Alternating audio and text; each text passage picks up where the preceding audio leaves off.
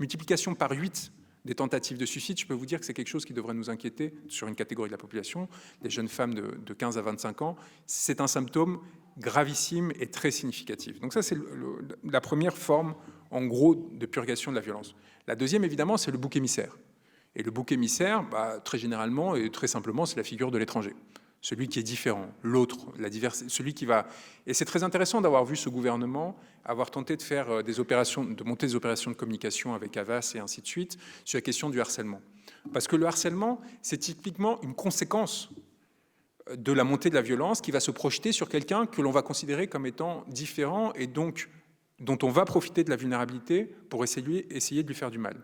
Et donc, en général, ça va se projeter sur des personnes qui ont des caractéristiques qui vont être légèrement différentes de la majorité ou de ce qui est considéré la norme. Et donc, ce gouvernement pitoyable, qui évidemment génère cette violence, qui la génère de façon consciente et volontaire, va en plus essayer de boucler des boucles informationnelles à des fins de communication, en faisant quoi? En instrumentalisant la violence qu'eux-mêmes génèrent, en faisant de l'empathie, en faisant de la caresse, en disant on va s'occuper de vous, vous inquiétez pas, et en essayant ainsi d'acheter votre consentement et une forme de confiance à leur égard. Je ne suis pas sûr que ça marche, mais bon.